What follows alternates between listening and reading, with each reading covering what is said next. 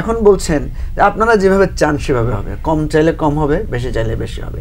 এই জায়গাটায় আমি ওনার মধ্যে এক ধরনের পিছু টান বা এক ধরনের পশ্চাৎপদতা লক্ষ্য করছি। ঐক্য শব্দটা নিয়েই আমার কাছে কখনো কখনো খুব উপহাস মনে হয়, কারণ আমাদের দেশের যে জিনিসটা রাজনীতিবিদরাই ঠিক করেছেন যে ওনারা কখনোই ঐক্যবদ্ধ হবেন না, আর ওনারাই সবসময় শুধু ঐক্যের কথাটা বলেন, অথচ ঠিকই একটা সময় ঐক্য হয়।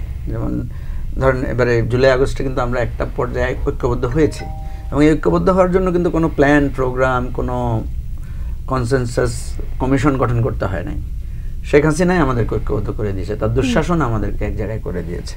ঠিক তেমনিভাবে পাকিস্তানিরা যখন 25শে মার্চে গণহত্যা চালিয়েছে, তখন কিন্তু দেখেন আর্মিরা নিজ উদ্যোগেই কিন্তু সেনাবাহিনী বিদ্রোহ করেছে, রাজনৈতিক নেতারা ঘোষণা দিয়েছে, সিনিয়র নেতারা জেলে চলে গেছে, কেউ কিন্তু কারোর জন্য ঠেকে থাকে নাই।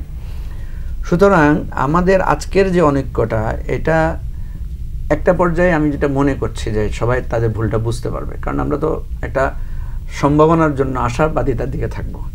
মাসুদ কামাল ভাই যেটা বলেছেন যে বিপ্লবের চেতনা ধারণ করে কি করে না, আসলে এগুলো নিয়ে বিতর্ক অনেক করা যাবে। কারণ আমি শুধু একটা জিনিস খেয়াল করতে চাই, এবং হয়তো মাসুদ কামাল ভাইয়ের সাথে আমার একটা জায়গায় মিলবেও, সেটা হচ্ছে দেখেন ডক্টর ইউনূস যখন আসছেন, এসে উনি কিন্তু বললেন যে আমি আপনাদের সহযোদ্ধা। তার মানে উনিও নিজেকে আমাদের সাথে সামিল করলেন। ডক্টর ইউনূস কতটুকু ছিলেন না ছিলেন আমি ধরে নিলাম উনি ছিলেন আমাদের সাথে, কারণ সবাই তো সমভাবে থাকবে না।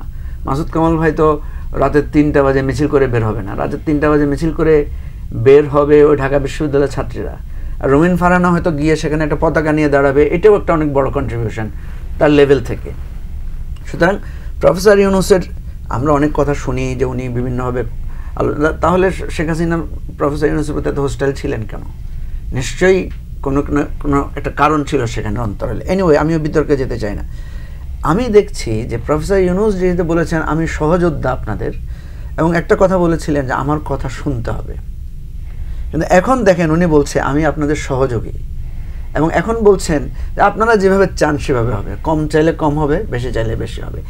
এই জায়গাটায় আমি ওনার মধ্যে এক ধরনের পিছু টান বা এক ধরনের পশ্চাৎপদতা লক্ষ্য করছি, এবং যেটা আমি বলেছি যে এটা কিন্তু আপনার এই পশ্চাৎপদতা কিন্তু ভালো লক্ষণ না। কারণ হচ্ছে দেখেন পৃথিবীতে মানে মানুষের অথরিটির বিভিন্ন পর্যায়ে থাকে, নির্বাচন একটা অথরিটি দেয়, গণ অভ্যুত্থান কিন্তু নির্বাচনের চাইতে বড় অথরিটি দেয়, এবং যেটা বলে যে বিপ্লব করে, বিপ্লব তো আরও বেশি অথরিটি দেয়, বিপ্লব তো পুরো রাষ্ট্র বদলায় ফেলে। ধরুন আমরা যে মুক্তিযুদ্ধ করেছি, মানে কী হয়েছে, পুরো রাষ্ট্রের নামই বদলে গেছে, মানচিত্র বদলে গেছে, সীমানা বদলে গেছে, সব কিছু, তো গান বদলে গেছে, জাতীয় সঙ্গীত বদলে গেছে, প্রতীক বদলে গেছে, সব কিছু বদলে গেছে। তাহলে এটা কত বেশি অথরিটি দেয়। সুতরাং গণ অভ্যুত্থান একটা অথরিটি দেয়, যেটা ডক্টর ইউনূসকে দেওয়া হয়েছে, বা ডক্টর ইউনূস এটা যে কোনো কারণে হোক উনি পেয়েছেন। মাসুদ কামালের সাথে আমি একটু দ্বিমত করবো যে আমাদের কাছে তো অ্যাকচুয়ালি ডক্টর ইউনূসের চাইতে কোনো বেটার অপশন ছিল না। এবং আপনি দেখেন যখন গণভবনে ডাকা হয়েছে, কোনো দল তো প্রতিবাদ করে না, আমরা তো অনেকে ছিলাম, গণভবনে ছিলাম, সেখানে সবাই সমর্থন দিয়েছে। তুষারের মনে থাকার কথা, তোমরা কি কারো কাছ থেকে পেয়েছো যে কেউ কেউ উষ্মা প্রকাশ করেছে যে ডক্টর ইউনূসকে কেন দেওয়া হলো? প্রকাশ্যে করে নাই কেউ, কেউ সেটা করে না। আমরা প্রকাশ্যটাকেই ধরে নিব, ভেতরেরটা তো অবশ্যই, ভেতরটাকে তো আর কাউন্ট করতে পারবো না।